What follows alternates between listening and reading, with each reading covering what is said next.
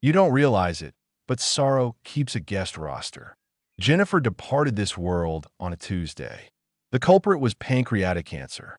6 weeks from when she was diagnosed to when we laid her to rest, a brutal pace. Not enough time for all the words left unsaid.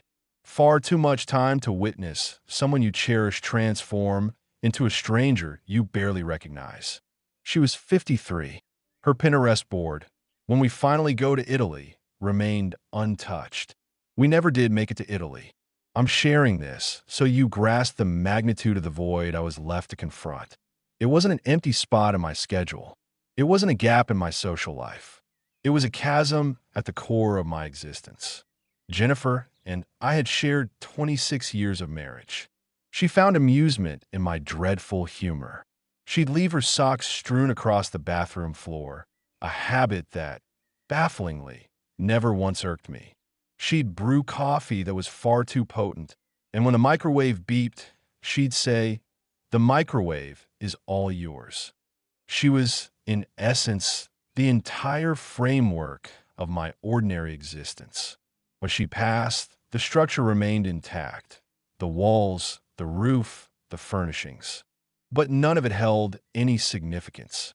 What I hadn't anticipated, what no bereavement counselor, no well-intentioned clergyman, no sympathy card adorned with a watercolor sunset could have prepared me for, was the reaction of my family. They did nothing. Absolutely, spectacularly, historically nothing. Allow me to introduce the players, as this saga does feature a cast, all of whom possess names. Hannah, my elder sister, is 61. She resides 40 minutes away in the same suburban enclave she's called home since 1994, and she harbors firm convictions regarding the proper method for loading a dishwasher. Rachel, my younger sister, is 55, lives 2 hours away, is perpetually swamped with commitments, and is always on the verge of calling. Brooke, my daughter, was 28 when Jennifer passed. She lives 45 minutes away with her husband, Morgan, and their 2 children. Austin, my son, is 26, single, and resides in my city, a mere 12 minutes from my front door. That constitutes the family unit. 4 individuals within a reasonable driving radius, 2 of whom are my own children. Jennifer died, and they attended the funeral. Free food and a socially sanctioned outlet for sorrow typically ensure a strong turnout. They donned black attire. They embraced me. Hannah declared, "James, if you require anything, absolutely anything at all, you simply pick up the phone and call us." I nodded. I trusted her words. I had no inkling then that anything at all possessed a remarkably confined definition. During the initial month, I immersed myself in cooking. This was my chosen method of navigating grief. Jennifer had been the primary cook in our household for 26 years, and in her absence, I discovered a latent talent for it. The act of standing over a stovetop, tending to something that demanded my attention, offered the closest approximation to peace I could find. Consequently, I prepared pot roast, lasagna, and those delectable stuffed bell peppers that Jennifer used to make. I portioned everything into containers and invited people over. I reached out to Hannah. I made pot roast. She arrived that Sunday. Morgan and Brooke also came. Even Rachel made the drive, which felt like a significant effort. Austin showed up 20 minutes late, bearing a 6-pack of beer. He consumed 3 full plates and remarked, "Dad, this is genuinely outstanding." That inaugural Sunday, the house buzzed with activity, filled with conversation and the sounds of children playing. Hannah and Rachel engaged in a spirited debate about an incident from 1987. Brooke showed me photos on her phone of the grandchildren frolicking in a sprinkler. Morgan, predictably, loaded the dishwasher incorrectly, much to Hannah's chagrin. I stood in Jennifer's kitchen, in Jennifer's house, surrounded by these people, and thought, all right, we're going to be all right. I was profoundly mistaken in my assessment of the situation. The Sundays continued. I persisted in cooking. I continued to extend invitations, and gradually, so imperceptibly that I almost failed to notice, they stopped coming. It wasn't an abrupt cessation. That would have been too apparent, too easily identifiable. Instead, it was a slow fade, a gradual dimming of presence. Hannah attended about 6 Sundays before she began citing scheduling conflicts. Rachel's visits became less frequent, then scarce, then ceased altogether. Brooke and Morgan were consumed by their demanding schedules. The children, the commitments, the myriad details that fill the lives of a young family, leaving no space for an elderly gentleman with a pot roast. Austin was the one who truly affected me. Austin lived just 12 minutes away. 12 minutes. I know this because I actually timed it once, purely to verify, to ensure I wasn't being unreasonable. 12 minutes, with no traffic to speak of. He stopped attending after approximately 3 months. I called him one Sunday in November. Jennifer had been gone for about 4 months at that point, and he let it go to voicemail. I left a message. "Hey, it's Dad. I made chili. Enough for an army. Come by if you'd like." He responded with a text 2 hours later. "Can't tonight. Sorry. Rain check." That rain check was never honored. I want to be meticulously accurate with the timeline here because I believe it is crucial. I am not describing a scenario where years have elapsed, grief has dissipated, and people have logically moved forward with their lives. I am detailing the first year following the passing of my wife of 26 years. The first year when sympathy cards were still piled on the kitchen counter, when I still inadvertently purchased duplicates of items at the grocery store. In that initial year, my family contacted me a grand total of, and I meticulously counted as I apparently transformed into the sort of man who keeps such tallies, 11 times. 11 calls over 12 months, distributed among 4 individuals. Hannah called 3 times. Rachel called twice. Brooke called 4 times, though 2 of those were accidental speakerphone incidents, indicating she clearly hadn't intended to speak with me. Austin called twice, one of which was to inquire if I still possessed his camping equipment from 2019. I am not embellishing. I maintained a record in my phone. I'm unsure why I kept it. Perhaps a part of me suspected that someday I would require irrefutable proof. In the second year, I continued to cook. I continued to reach out. I want you to understand this, as it is important. I did not passively fade into oblivion. I was not a passive observer of my own neglect. I made calls. I extended invitations. I drove to Brooke's house twice without an invitation, simply to see my grandchildren, simply to fill an empty Saturday afternoon. On one occasion, I sat in their driveway for 10 minutes before approaching the door, feeling a profound sense of embarrassment. Me, in my 60s, mortified to knock on my own daughter's door. And when Brooke opened it, her expression conveyed a distinct surprise, the kind that implies, "I had momentarily forgotten you existed." "Dad," she said, "we were just heading out." They were not heading out. I could see Morgan in the living room, clad in sweatpants, holding a remote control. "Oh, that's perfectly fine," I replied. "I was just in the neighborhood." I lived 45 minutes away. I drove home and sat in Jennifer's kitchen. My kitchen. I still referred to it as Jennifer's kitchen. Old habits die hard. I ate pot roast in solitude, watched a program that held no interest for me, and retired to bed at 9 o'clock. The second year transitioned into the third. The third year gave way to the fourth. And I continued to cook. I continued to call. To be brutally honest, I became a man who was patiently awaiting his family's recollection of his existence. Every holiday, I set a table meant for more guests than ever materialized. Every birthday, I made calls that were met with voicemails. Every Sunday, I prepared food that I eventually began storing in the freezer due to the sheer quantity for a single person. My freezer evolved into a repository of unanswered invitations. During this period, I consulted a therapist, a woman named Dr. Calloway, not a family name, simply my therapist, who advised me to establish boundaries and articulate my needs with clarity. I invite them every week. I explain to her.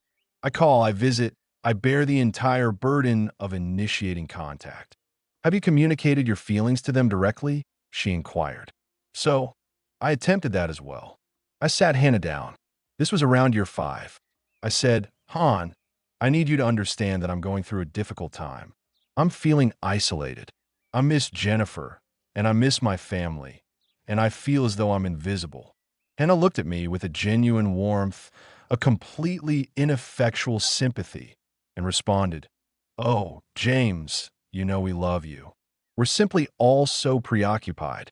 You're only 40 minutes away. I understand. I conceded. We'll do better. I conveyed a similar sentiment to Rachel during a telephone conversation one afternoon. Ratch, I began, I just need to express something. I feel as though I'm expending all the effort, and I'm at a loss as to what I'm doing wrong, and I'm just really, she interrupted me. I hear you, and I love you, but you have to stop being so sensitive. We have lives. Stop being so sensitive. We have lives. I contemplated Jennifer's Pinterest board. When we finally go to Italy, I remembered how she would reach over in the car and place her hand gently on my knee, a silent, comforting presence. I considered how she would have handled this situation. She always managed everything with such grace. And then I realized she was gone, and I was on the phone being told I was overly sensitive. I ended the call and sat in the kitchen for a considerable time. I didn't know it then, but something within me had reached its limit. Year 7. I should leap ahead, but I cannot because year 7 is when Austin requested financial assistance from me. $26,000. He had become entangled in some sort of business venture gone awry. I won't delve into the specifics, as, frankly, they are irrelevant. He contacted me directly, Dad. He said, I need your help. I know I haven't been the best at staying in touch. You've always been there for me, and I'm in a truly desperate situation. He required $26,000, and he needed it within 2 weeks. And here's the detail that will illuminate the nature of the man I am, or was at that juncture in my life. I provided it to him, every single penny, because he was my son. I loved him, and Jennifer would have wanted me to. And because I was still operating under the delusion of 7 years, still the kind of fool who believed that perhaps, just perhaps, this act of generosity would be the catalyst that reunited us. Perhaps this gesture would shatter the protective shell that had formed around my family and allow some light to penetrate. Austin did repay me. I will grant him that. 2 years later, through a series of regular installments, he repaid the full $26,000. However, during those 2 years, the calls were consistent.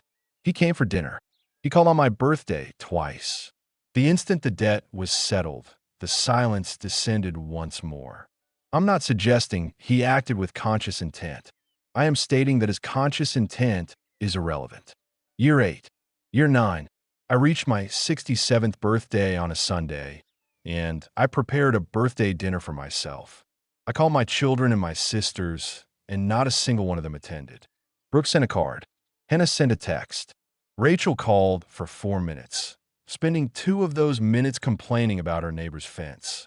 Austin sent a birthday cake as a gift. I sat at a table set with 6 place settings, a consequence of ingrained habits, of hope, which is embarrassingly my most prominent trait. I ate pot roast alone on my 67th birthday. And I thought, Jennifer, what am I to do? I received no further communication. She has been gone for 10 years. She no longer responds. Yet, I waited, as one waits when the answer is already known and the admission is still unpalatable. Then I consumed my pot roast. Afterward, I stood and attended to the dishes. And then, slowly, over the subsequent weeks, in the manner of a decision gathering momentum before it surfaces, I made up my mind. I informed no one. That was the paramount rule. I contacted a real estate agent, not one from my immediate vicinity, but a woman from a firm 3 towns over. I had my home appraised. Jennifer's home. Our home. The residence where we raised Brooke and Austin, where I had hosted 10 years of unacknowledged Sunday dinners, where the freezer was brimming with frozen optimism. The valuation was $430,000. List it, I instructed. She regarded me with the kind of look reserved for individuals contemplating a potentially regrettable course of action. Would you like some time to reconsider? She inquired. I've had 10 years, I replied. List it. It sold within 3 weeks. A cash offer. The purchasers were a young couple in their 30s, accompanied by a dog and expecting a child. They desired a swift closing. Works for me, I stated. While the house was in escrow, I initiated other arrangements. I had a financial advisor, a past associate, who managed my retirement accounts. I consolidated all funds into accounts that were more challenging to trace. Not to conceal assets, I was not engaged in any illegal activities. Rather, I was embarking on a transformation into someone who desired to remain undiscovered. Through a decade of experience, I had learned that the only way to truly vanish is to make the effort to locate you an arduous undertaking. I deactivated my cell phone number, obtained a new one, and shared it with no one. I closed my social media profiles. Iamaware, a man in his late 60s with social media accounts. But Jennifer had established them, and I had continued their operation, as disabling them felt akin to another minor passing, another light extinguished. I deactivated them. I secured an apartment, not in the city, nor in any of the towns where my family resided. A modest dwelling, 2 bedrooms, one of which I designated as a study, situated in a town 3 hours away, adjacent to a lake. It's the sort of place people relocate to when they wish for solitude, and where everyone mutually respects that desire. I packed what held significance, which, as it turned out, was not a great deal. Photographs of Jennifer, her grandmother's quilt, the cast iron skillet that had been in her family since before I knew her, my books, my clothing. I left the furniture behind. I left behind the Sunday dinner table with its 6 place settings. I left behind the freezer, stocked with food. On my final day, I traversed every room. I lingered for an extended period in the kitchen. Then, I locked the front door, placed the key in an envelope for the realtor, and drove away. I left no note. The town is named Millhaven. I did not choose it for its moniker, though I can appreciate why someone might, as there is an inherent quality to it that suggests a fitting locale for dismantling and reconstructing oneself. It rests on the edge of a lake expansive enough for anonymity, yet intimate enough that the local inhabitants are intimately acquainted. I knew no one. That was the precise intention. I leased my apartment. I unpacked my books. I hung Jennifer's photographs. I placed the cast iron skillet on the stove, where it rightfully belonged. I slept for 11 consecutive hours that first night. If you have spent a decade waking at 3 in the morning, plagued by that specific brand of solitude that resides within a home steeped in memories, you will understand that this is nothing short of a miracle. The initial week felt peculiar. I repeatedly reached for my old phone. I nearly contacted individuals who no longer responded. Old ingrained habits are difficult to break, and the muscle I had spent a decade cultivating was the one dedicated to waiting, to hoping, to turning toward people who had already turned away. But I did not call. Instead, I embarked on walks primarily around the lake. Millhaven boasts a trail that encircles its entirety, spanning 6.5 miles if traversed completely. I began undertaking this full circuit every morning. Just myself, the water, and the cacophony of geese engaging in their characteristic rudeness, which I found remarkably soothing. I cooked. Naturally, I cooked. But now I cooked for one. It sounds melancholic, and perhaps it is to some extent, but there is also a certain purity to it. Preparing precisely what you desire, consuming it at your own pace, without the need to portion half of it into containers for individuals who will not appear. I discovered a bookstore, a small establishment managed by a gentleman whose name I shall omit, though he possessed strong and entirely accurate opinions regarding Cormac McCarthy.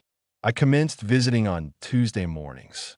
We engaged in spirited debates about literature. It became the highlight of my week. A month elapsed, then 6 weeks.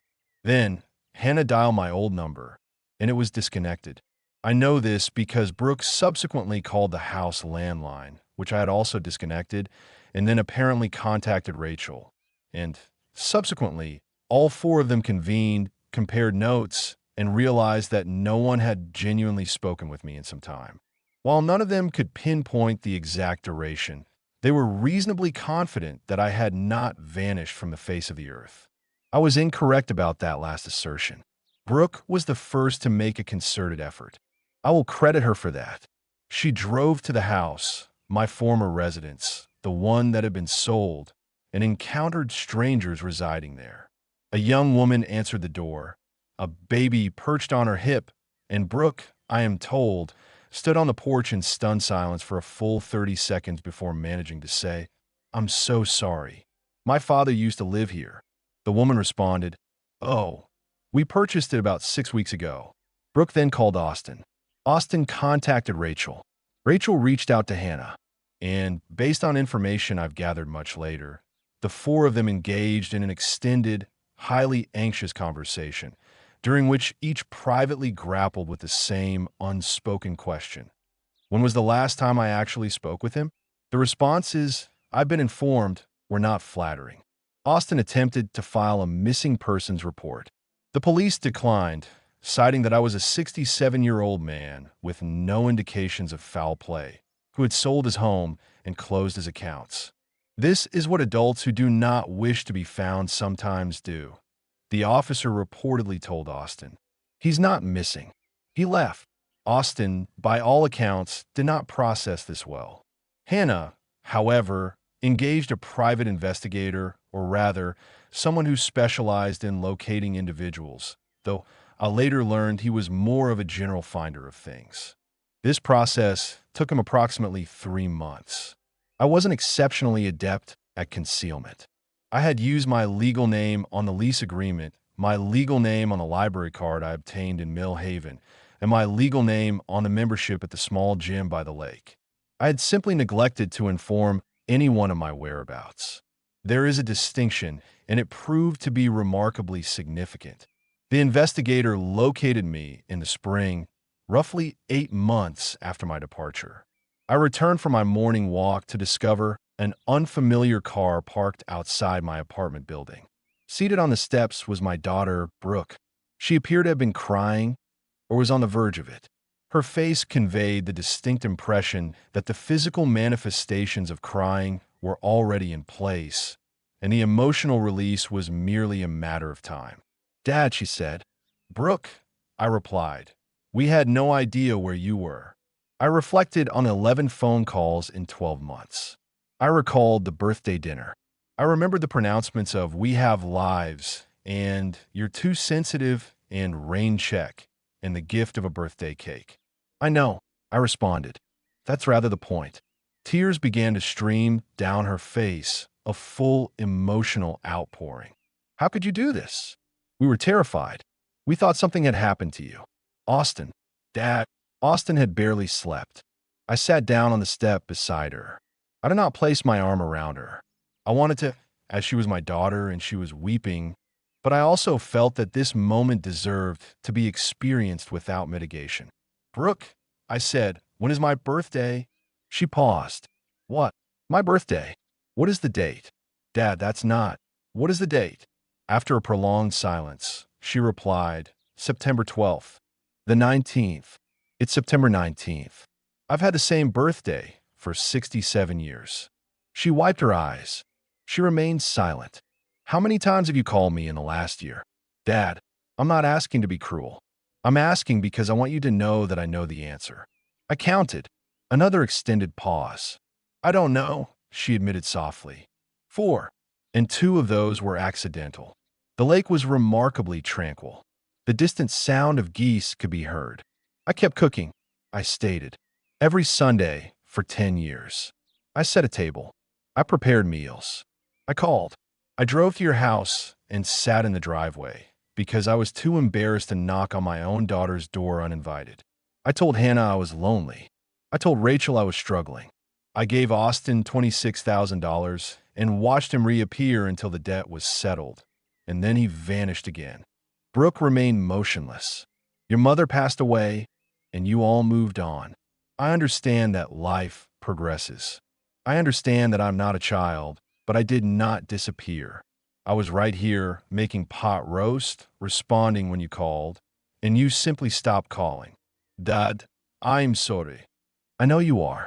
Right now, you are because I'm not where you expected me to be. I spoke calmly, but I delivered the words directly. She gazed at me for a long moment. She possessed Jennifer's eyes. Their shape was identical. It was both the easiest and the most difficult aspect of looking at my children.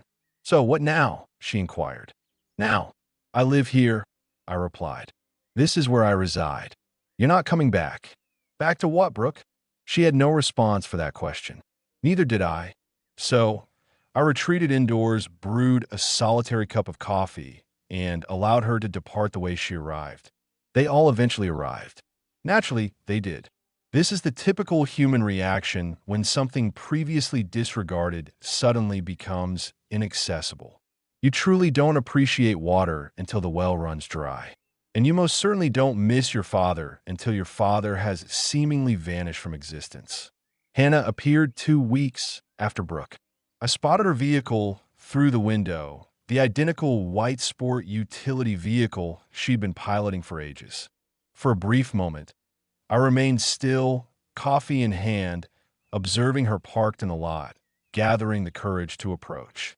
She activated the intercom. I let it chime 3 times before responding. I granted her entry. I am not uncaring. She settled on my kitchen counter, surveying the apartment. The framed photographs, the handmade quilt, the cast iron pan. Her expression suggested she anticipated finding me drowning in empty bottles, consumed by despair.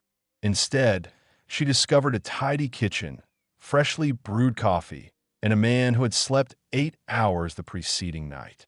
You appear, she began. Content, I interjected. I appear content, James. It's crucial for you to grasp our fear, Hannah. I placed my mug down. How many times did you contact me last year? She faltered. I beg your pardon? Last year, prior to my departure. How often did you pick up the phone and dial my number? She opened her mouth, then closed it. I will assist you. 3. You reached out to me on 3 occasions within 12 months. You reside a mere 40 minutes away. You contacted me 3 times. James, I acknowledge my busyness. I acknowledge your busyness for the past 10 years, Hannah. You were occupied every single Sunday I reached out. You were preoccupied when I voiced my loneliness and you promised improvement, yet failed to deliver. The kitchen fell into a profound silence. I am apologetic, she murmured, and she truly meant it. I could discern the sincerity in her remorse. Hannah has always been a forthright individual. She was contrite, profoundly, deeply contrite. It simply no longer stirred me as it once might have. I am aware of your contrition, I stated. Will you extend forgiveness to us? I met her gaze. My eyes drifted to the framed portrait of Jennifer on the shelf behind her. I reflected on 11 phone calls. I recalled a birthday dinner I meticulously prepared and consumed in solitude. 6 place settings, pot roast cooling in an empty house. No, Irubia. Hannah stared at me, aghast. No, no. James, we are your family. You were. I lifted my mug. You had a decade to be my family, Hannah.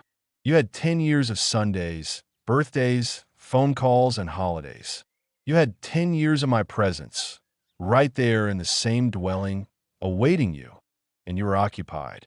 Tears now streamed down her face, genuine weeping. I offered her a tissue, for I am not without compassion. However, I did not retract my statement. I care for you, I declared. I will forever care for you. But affection is distinct from accessibility. You forfeit the right to disregard someone for a decade and then expect to receive absolution as if it were misplaced delivery. That is not how it functions. So, that signifies the end. You are simply finished with us. I have not concluded anything, Hannah. I have merely ceased feigning that something endures when you yourself have allowed it to perish." She departed an hour later. She wept throughout the journey home. According to Brooke, who contacted me that evening. I am aware of this because Brooke initiated the call, actually called me, not on speakerphone, deliberately, and said, "Dad, Hannah is truly distressed." I am aware. I inquired, "What did you say to her?" "The truth." A brief pause. "Will you speak with any of us again?" "Brooke, you're speaking with me at this very moment. You comprehend my meaning." I did comprehend her underlying sentiment. She was asking, "Will you permit us back into your life? Will you eventually relent? Is this a temporary mood, a dramatic display, a bargaining strategy? Is there a pathway back to Sunday dinners, Christmas mornings, and a version of Dad who continued to cook for those who didn't appear?" "I am not harboring animosity," I informed her. "Honestly, I wish you to grasp that I am not dwelling on this. I am not devising retribution. I am genuinely, entirely at peace." "That is almost more disconcerting," she responded quietly. "Yes," I agreed. "I am aware." Rachel called. I answered, as I am the more magnanimous party, and as curiosity compelled me regarding her intentions. Her statement was, "James, I believe you are exhibiting remarkable self-absorption." I chuckled, a genuine laugh, the kind that emanates from an unexpected depth. "Rachel," I remarked, "that is the quintessentially Rachel sentiment you have ever conveyed to me. I'm serious. We constitute your family. You cannot simply erase us because you are displeased. I'm not displeased. You clearly are. Rachel, you once told me I was excessively sensitive. You advised me to cease being so sensitive. 2 years following Jennifer's passing, when I contacted you to express my struggle, you stated that we all have our own lives and that I needed to temper my sensitivity. Do you recall that?" Silence. "I recall." She finally conceded, her voice softer. "I heeded that counsel. I ceased to be sensitive about it. I stopped experiencing emotions concerning it. And then I departed. Therefore, in a manner of speaking, this outcome is a consequence of your advice."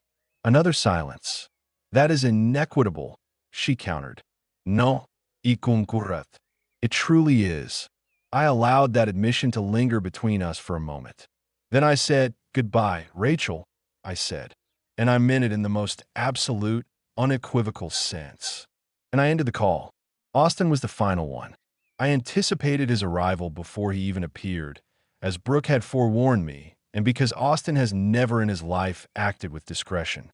He traveled 3 hours on a Sunday and stood at my doorstep, carrying my camping equipment from 2019 in a duffel bag, his eyes reddened, bearing that specific countenance of someone who has spent most of the night composing a speech. I observed him for a considerable duration. He looked truly awful, genuinely disheveled, with dark circles under his eyes, the full effect. Good, a small, cold fragment of my being acknowledged. Something I do not take pride in, yet will not feign does not exist. "Dad," he began. "Austin, I brought your camping gear." I acknowledged that. "May I enter?" He placed the bag down and stood in my kitchen, his gaze falling upon Jennifer's photographs, and I witnessed a shift across his features that I recognized, for I had experienced it myself. The peculiar ache of realizing precisely what you possessed and precisely when you ceased to value it. "Dad, I understand I have no right to request anything of you," he commenced. "That is accurate, and I understand that apologies are insufficient. Also accurate, but I need you to comprehend that." His voice faltered. "I missed Mom, and every time I looked at you, I saw her, and I couldn't bear it. So I stopped looking, and I know that's not an excuse. I know it's the worst possible reason. I just—" He trailed off, his jaw clenched. I continued not calling. He explained, because calling meant confronting our loss, and I wasn't prepared to face it. Then, one day, I looked up, and months had passed, then more months. I told myself I would address it later, and later never arrived.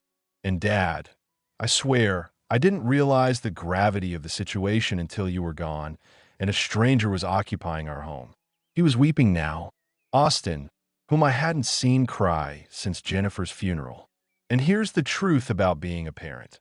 It never ceases to be the most arduous task in the world to witness your child suffer.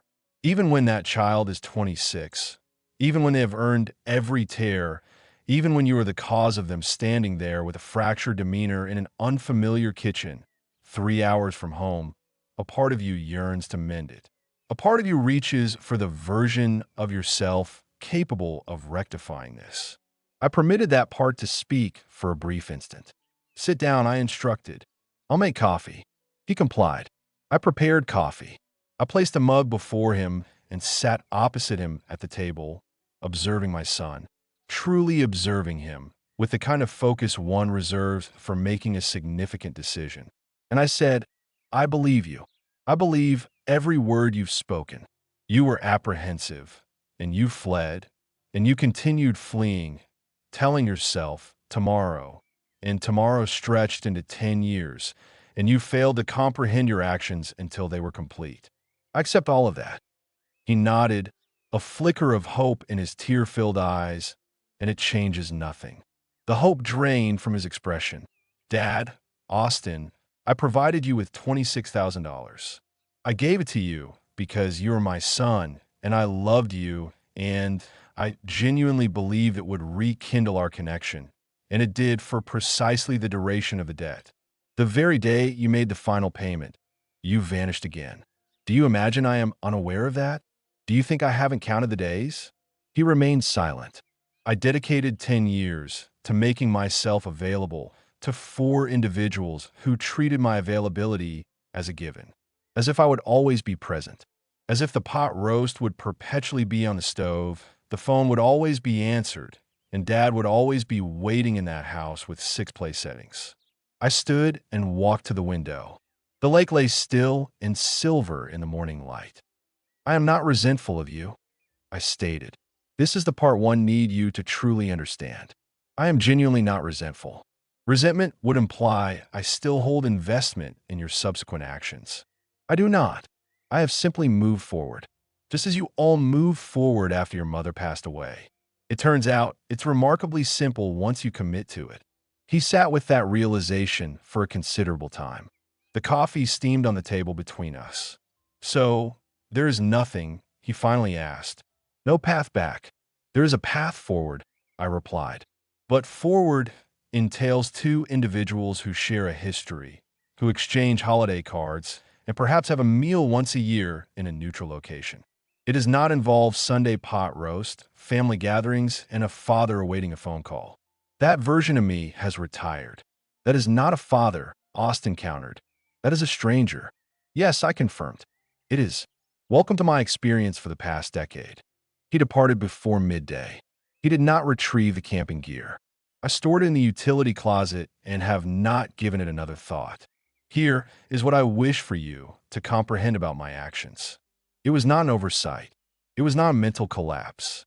It was not an elderly man losing his grasp on reality or making a desperate plea for attention. My mind was clear, my actions deliberate, and I was completely at peace with every aspect of it. I afforded them 10 years. 10 years of evidence that I remained present. 10 years of reaching out to individuals who were consistently just a little too occupied, a little too distant, a little too engrossed in their own lives to reciprocate.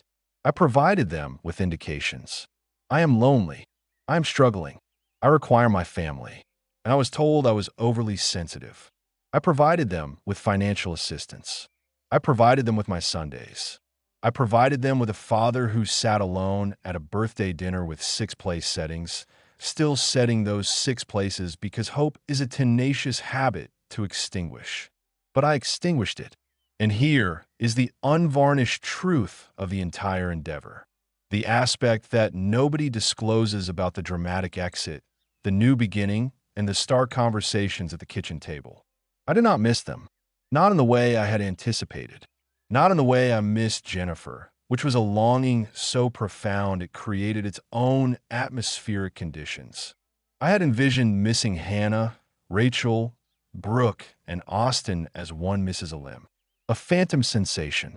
a constant awareness of their absence. Instead, I discovered that what I had truly been yearning for over the past 10 years was not them. It was the concept of them, the family I persistently attempted to materialize through pot roast, phone calls, and hope. The family we were when Jennifer was alive, the house was vibrant, and no invitations were necessary, as arriving was simply what we did. That family ceased to exist when Jennifer passed away. I merely took 10 years to acknowledge the finality of that loss. Now, I traverse 6 miles each morning around a lake that makes no demands of me.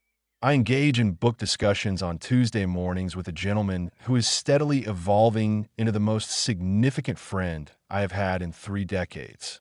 I prepare and consume meals with pleasure, and I sleep soundly, waking without that specific 3 a.m. apprehension that stems from anticipating individuals who do not call. My phone is silent. I rendered it so.